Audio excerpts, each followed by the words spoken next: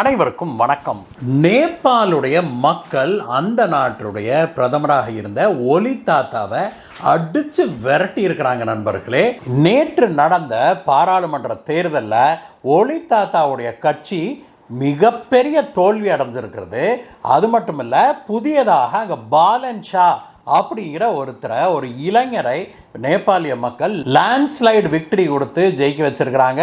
இந்த மிக முக்கியமான விஷயம், இந்தியாவுடைய அண்டை நாடான நேபாளில் நடந்திருக்கிற இந்த மிக முக்கியமான விஷயம், இந்தியாவை பெரிய அளவில் பாதிக்கக்கூடிய இந்த விஷயத்தை பற்றி தான் இன்னைக்கு பார்க்க போறோம் நண்பர்களே.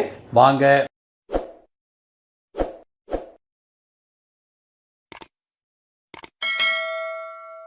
நண்பர்களே, நேற்றைய தினம் நேபாளுடைய பாராளுமன்ற தேர்தல் முடிந்து வாக்கு எண்ணிக்கை ஆரம்பிச்சிருக்குது.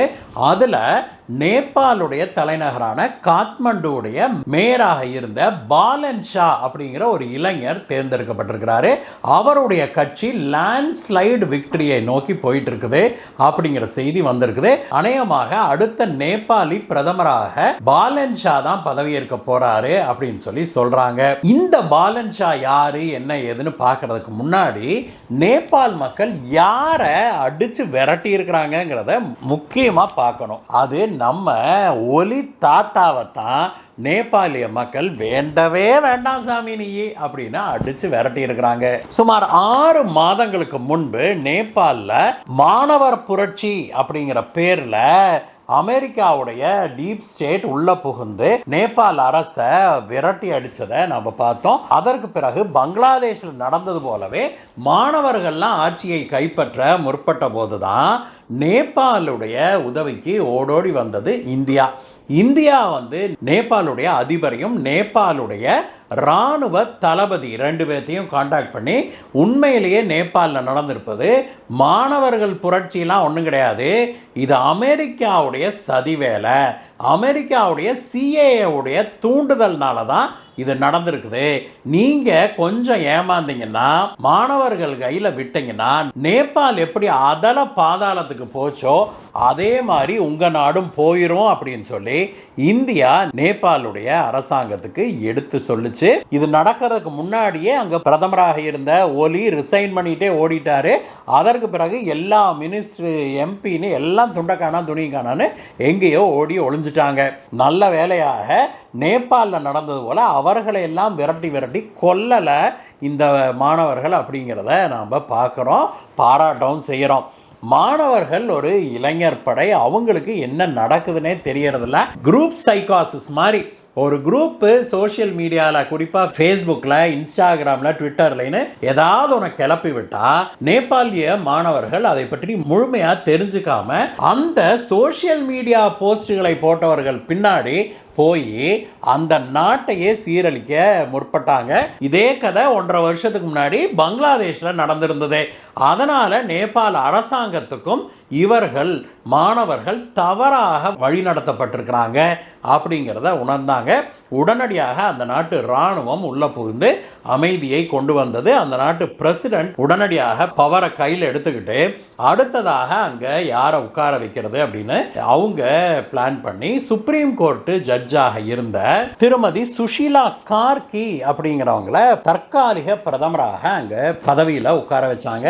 அவங்களும் என்ன சொன்னாங்க அப்படின்னாக்க, நான் தற்காலிகமாக தான் இந்த பதவியை ஏற்றுக்கிறேன், ஒரு 6 மாத காலத்துக்குள்ளாக நான் தேர்தலை நடத்திடுவேன், மக்களால் தேர்ந்தெடுக்கப்பட்ட பிரதிநிதி தான் மக்களுடைய பிரதிநிதியாக இருக்க முடியும், அவங்க தான் இந்த பிரதமர் சீட்டில் உட்காரணும்னு சொல்லி அவங்க ரொம்பவுமே கண்ணியத்தோடு நடந்து கொண்டாங்க.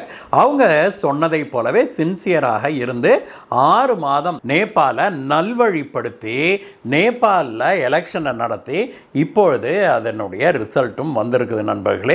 நடுநிலைமையாக நடத்தப்பட்ட இந்த தேர்தலில் பழைய ஏற்கனவே இருந்த அரசியல் கட்சிகளை மக்கள் வேண்டான்னு தூக்கி எறிஞ்சிருக்கிறாங்க. மிக முக்கியமாக இதற்கு முன்பு பிரதமராக இருந்து இந்தியாவோடு எப்பப்பாரு சண்டை இழுத்துக்கிட்டு இருந்த ஒலி தாத்தாவை அடிச்சு விரட்டி இருக்கிறாங்க நேபாளிய மக்கள். இப்பொழுது அங்க பாலன் ஷா அப்படிங்கிற ஒரு ராப் சிங்கரை அங்க தேர்ந்தெடுத்திருக்கிறாங்க. அவர் தான் அநேகமா அடுத்த பிரதமராக வருவான்னு சொல்றாங்க. இந்த பாலன் ஷா இருக்கார் இல்லையா, அவர் வந்து ஒரு சிவில் இன்ஜினியரு, ஸ்ட்ரக்சரல் இன்ஜினியரு. அவர் வந்து பிஇ வந்து அங்கே நேபாளில் பண்ணியிருக்கிறாரு. அதற்கு பிறகு மாஸ்டர்ஸை கர்நாடகாவில் இருக்கிற விஸ்வேஸ்வரா இன்ஜினியரிங் காலேஜில் தான் பண்ணியிருக்கிறார் நண்பர்களே. அவர் நேபாளியராக இருந்தாலும் இந்தியாவில் வந்து கர்நாடகாவில் தான் படிச்சிருக்கிறாரு. அதற்கு பிறகு அங்கே போனவர் இன்ஜினியரிங் வேலையில் சேர்றாரு. கொஞ்ச நாள் கழிச்சு ராப் மியூசிக்கில் இறங்குறாரு. அதில் வந்து மனுஷன் பயங்கர ஃபேமஸ் ஆகிறாரு. ஆரம்பத்தில் கொஞ்சம் ஹிப்ஹாப் எல்லாம் பாடியிருக்கிறாரு. அப்புறம் ராப்புக்கு போயிட்டாரு. அதில் அந்த ராப் மியூசிக்கில் இவர் என்ன பண்ணுறாரு அப்படின்னா, அங்கே இருந்த அரசியல்வாதிகள், அங்கே இருந்த அதிகாரிகளெல்லாம் விட்டு கிழின்னு கிழிக்கிறாரு. அதனால் அந்த மக்களுக்கு இவர் மேலே ஒரு அபிமானம் உண்டாகுது. ஏற்கனவே நேபாள அரசு மேலே கடுப்பில் இருந்த மக்கள் இந்த பாலன் ஷா வந்து பாட்டு வாயிலாக இப்படி அரசாங்கத்தை எதிர்த்து, அரசு பதவியில் இருக்கிறவங்களை எதிர்த்து, அவங்களுடைய பிள்ளைகளை எதிர்த்து எல்லாம் பாடுறத அவங்க ரசிக்க ஆரம்பித்தாங்க. பாலன் ஷா ரொம்பவுமே தரம் தாழ்ந்து தான் பாடினாரு அப்படிங்கிறதுல எந்த மாற்று கருத்தும் கிடையாது. இங்கே பிரதமர் உட்பட எல்லாத்தையுமே அவர் ரொம்பவுமே கீழ்த்தரமாக முட்டாள்கள் அப்படின்னும் இதைவிட கேவலமான வார்த்தைகள்லாம் பயன்படுத்தி தன்னுடைய பாட்டில் பாடியிருக்கிறாரு. அதைத்தான் அந்த நாட்டு இளைஞர்கள் ரசித்தாங்க அப்படிங்கிறதான் கொடுமையிலும் கொடுமை. இதில் இவருக்கு ஆரம்பத்திலேருந்தே அரசியல் ஆசை இருந்திருக்குது அப்படிங்கிறது தெளிவாகுது. ஏன்னா இவர் இதற்கு முன்பே ஒரு முறை எம்பி சீட்டுக்கு நின்று படுதோல்வி அடைஞ்சிருக்கிறாரு. அதற்கு பிறகு ராப் மியூசிக்கை தொடர்ந்தாரு. பயங்கரமாக பேசுகிறாரு இந்த மனுஷன். அதற்கு பிறகு என்ன பண்ணுறாரு, நேபாளுடைய தலைநகரான காத்மண்டுவில் மேயர் பதவிக்கு போட்டியிடுறாரு. இண்டிபெண்டாக நின்று ஜெயிச்சு அதுவும் பெரிய வெற்றியை பெறுகிறாரு. அதற்கப்புறம் தான் இவருக்கு தேசிய அளவில் ஒரு லைம் கிடைக்குது. அதற்கு பிறகு இவர் என்ன பண்றாரு, ஆர்எஸ்பி அப்படிங்கிற ஒரு கட்சியில் சேர்ந்து அந்த கட்சியை மனுஷன் டேக் ஓவரே பண்ணிடுறாரு. அது ஒரு சின்ன கட்சியாக இருந்திருக்குது. போன எலெக்ஷனில் 10% ஓட்டு கூட அது வாங்கலை. அதில் இவர் போய் சேர்ந்து அந்த கட்சியுடைய தலைமையே இவர் கையில் வந்துருச்சு அப்படின்னா பார்த்துக்கோங்களேன். அதற்கு பிறகு அந்த கட்சியை வச்சு தான் இப்பொழுது தேசிய அளவில் இவர் ஜெயிச்சிருக்கிறாரு. இவர் தான் அந்த கட்சியவே கையில் வச்சிருக்கிறதுனால அந்த கட்சியில் இவர் தான் வந்து பிரதமர் வேட்பாளராக முன்னிறுத்தவும் பட்டாரு. இப்பொழுது அந்த கட்சி லேண்ட்ஸ்லைடு வெற்றியை பெற்றிருக்கிறதுனால இந்த பாலன் ஷா வந்து அடுத்த பிரதமராக வருவார் அப்படின்னு எதிர்பார்க்குறாங்க. இதற்கிடையே நம்ம கண்டிப்பாக சொல்ல வேண்டிய சில விஷயங்கள் இருக்குது. அது என்ன அப்படின்னாக்க, சீனா வந்து முடிந்த அளவுக்கு தன்னுடைய ஆட்களை உள்ள உட்கார வச்சு ஜெயிக்கிறதுக்கு முயற்சி செய்தது. குறிப்பாக கேபி ஒலி இருக்கார் இல்லையா, ஒலி தாத்தா, அவர் வந்து சீனாவுடைய தீவிரமான ஆதரவாளர். அதனால் அவருக்கு நிறைய ஹெல்ப் எல்லாம் பண்ணி அண்டர் கிரவுண்டில் பணமெல்லாம் கொடுத்து ஏகப்பட்ட விஷயங்களை ஒலி தாத்தாவுக்காக செய்தது சீனா.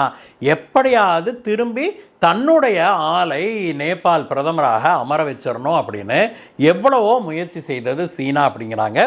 ஆனால் அது எல்லாமே தவிடுபொடி ஆனதுக்கு காரணம் நேபாளில் ஒரு நடுநிலையான ஒரு தேர்தல் நடக்க வேணும் அப்படின்னு சொல்லி இந்தியா தன்னுடைய முழு ஆதரவை நேபாளுடைய தற்காலிக பிரதமரான கார்கி அவங்களுக்கும், நேபாள் அரசாங்கத்துக்கும், நேபாளுடைய இராணுவத்துக்கும் இந்தியா தன்னுடைய முழு பின்புலத்தை கொடுத்தது தான். இதனால தான் நேபாளில் ஒரு ஃப்ரீ அண்ட் ஃபேர் எலெக்ஷனை நடத்த முடிஞ்சுது அப்படின்னே சொல்லணும். அந்த எலெக்ஷனில் ஜெயிச்சிருக்கிற பாலன் ஷா இந்தியாவோடு என்ன உறவை கொள்வார் அப்படிங்கிறதான் இப்பொழுது மிகப்பெரிய கேள்விக்குறியாக இருக்குது. ஏன்னா இந்த மனுஷன் கர்நாடகாவில் தான் வந்து நம்ம ஊர் காலேஜில் தான் படித்தார் அப்படின்னாலுமே கூட இவர் வந்து ரொம்பவுமே ஒரு தரம் தாழ்ந்த மனிதனாக நடந்து கொண்டிருக்கிறாரு அப்படிங்கிறதுல எந்த மாற்று கருத்தும் கிடையாது. ஏன்னா இவருடைய ஆன்லைன் போஸ்ட்டுகளாகட்டும், சில சமயங்களில் அவர் வெளியிடுகிற அந்த வீடியோக்கள் அல்லது அவருடைய பேச்சுக்களாகட்டும் ரொம்பவுமே தரம் தாழ்ந்து தான் இருந்திருக்குது அப்படிங்கிறத நாம் கவனிக்கிறோம். அது மட்டும் இல்லை, 2025ஆம் ஆண்டு அவர் போட்ட ஒரு போஸ்ட் தான் இப்பொழுது பயங்கர வைரலாக ஓடிட்டு இருக்குது. அதில் வந்து அவர் அமெரிக்காவும் வேண்டாம், சைனாவும் வேண்டாம், இந்தியாவும் வேண்டாம்னு ஒரு பெரிய லிஸ்ட்டையே போட்டு அங்கே நேபாளுடைய அரசியல் கட்சிகளும் வேண்டாம் அப்படின்னு அந்த லிஸ்டெல்லாம் பெருசாக போட்டு ஒரு போஸ்ட் போட்டுருந்துருக்கிறாரு. அதற்கு நம்ம ரொம்ப டீசெண்டாக வேண்டான்னு அவர் சொன்னார் அப்படின்னு சொல்கிறோம். அதை வந்து ஆங்கிலத்தில் அவர் வந்து ரொம்ப கேவலமாக எழுதியிருந்தார். கேவலமான வார்த்தைகளை பயன்படுத்தி அமெரிக்கா, சீனா, அப்படின்னா இந்தியாலாம் நமக்கு தேவையில்லை அப்படின்னு சொல்லி அவர் எழுதியிருந்தார். அந்த ஒரு போஸ்ட்டை வைரலாக்கி இப்பொழுது நேபாளை சேர்ந்தவர்கள் என்ன சொல்கிறாங்க அப்படின்னா, இது சீனாவுக்கும் அமெரிக்காவுக்கும் மட்டுமல்ல இந்தியாவுக்கும் ஒரு பின்னடைவு தான். முதலாவதாக பாலன் ஷாக்கு அரசியல் அனுபவம் கிடையாது ஒன்று, அதனால் அவருக்கு அரசியல் முதிர்ச்சியோடு முடிவுகளை எடுக்க முடியுமா அப்படிங்கிற கேள்வி இருக்குது. இரண்டாவதாக மிக முக்கியமானதாக என்ன பார்க்குறோம்னா, அவரிடம் ஒரு ஆன்டி இந்தியா மைண்ட் செட் இருப்பதாக அவருக்கு நெருக்கமானவர்கள் சொல்கிறாங்க. ஆன்டி இந்தியா மைண்ட் செட் மட்டுமல்ல, ஆன்டி சைனா மைண்ட் செட்டும் இருக்குது, ஆன்டி அமெரிக்கா மைண்ட் செட்டும் இருக்குதுங்கிறாங்க ஒரு சிலர். இதில் என்ன வேடிக்கைன்னா, அவர் இந்தியா வேண்டாம் நமக்கு அப்படின்னு ஒரு தடவைக்கு பல தடவை அவருடைய தேர்தல் பிரச்சாரத்திலேயே சொல்லியிருக்கிறாரு அப்படிங்கிறாங்க. எந்த நாட்டையும் நாம் நம்பி இருக்க வேண்டிய அவசியம் இல்லை, நாம் தன்னிச்சையாக செயல்பட வேணும். நேபாளில் இருந்து பிற நாடுகளுக்கு வேலைக்கு போகிறாங்கல்ல நேபாளியர்கள் மிகப்பெரிய அளவில் இந்தியாவுக்கு தான் வேலைக்கு வராங்க. ஏன்னா இந்தியாவுக்கு அவங்க வர்றதுக்கு பாஸ்போர்ட் தேவையில்லை, இந்தியாவில் எவ்வளோ காலம் வேணாலும் அவங்க தங்கலாம், வீசாலாம் தேவையில்லை. தங்கிறதோடு இல்லாமல் இங்கேயே சொத்தும் வாங்கி செட்டிலும் ஆகலாம், பிள்ளை குட்டிகளை கூட்டிகிட்டு படிக்க வைக்கலாம். ஒரு இந்தியனை போலவே ஒரு இந்தியனுக்கு என்னென்ன உரிமைகள் இருக்கோ எல்லா உரிமைகளும் இருக்குது, வாக்குரிமையை தவிர. அந்த அளவுக்கு இந்தியா நேபாளியர்களுக்கு உரிமைகளை கொடுத்து வச்சிருக்குது. இதுக்கு கைமாறாக நேபாள் அதே மாதிரி செஞ்சுதா அப்படின்னா இல்லை. இந்தியர்கள் நேபாளுக்கு போகலாம் வரலாம், ஆனால் நாம் அங்கே சொத்து வாங்க முடியாது. நம்முடைய பிள்ளைகளை நாம் அங்கே கொண்டு போய் விசா இல்லாமல்லாம் நாம் பிள்ளைகளை கொண்டுட்டு போய் அங்கே போய் பள்ளிகளெல்லாம் சேர்த்த முடியாது, லாங் டேர்மில் நாம் அங்கே தங்க முடியாது. இப்படி இந்தியா எத்தனை சலுகைகள் கொடுத்தாலும் அதை வாங்கிட்டு நேபாள் நமக்கு எதையுமே கொடுக்காமல் இருக்குதுன்னு ஏற்கனவே இந்தியர்கள் பலர் பயங்கரமான கடுப்பில் இருக்கிறாங்க. இப்படிப்பட்ட சூழ்நிலையில் இந்தியாவே வேண்டாம் அப்படின்னு சொல்கிற ஒரு பிரதமர் அங்கே பதவியேற்க போகிறாரு அப்படின்னா, இந்தியா ஒரு முறைக்கு பல முறை தன்னுடைய நேபாளுக்கான உறவுகளை மறுபரிசீலனை செய்ய வேண்டியது வரும் அப்படிங்கிறதான் நம்முடைய பார்வையாக இருக்குது. இந்த வீடியோவை பற்றிய உங்களுடைய கருத்துக்களை சொல்லுங்கள் நண்பர்களே. மீண்டும் உங்களை வேற ஒரு வீடியோ சந்திக்கிறேன் கைஸ். Bye bye.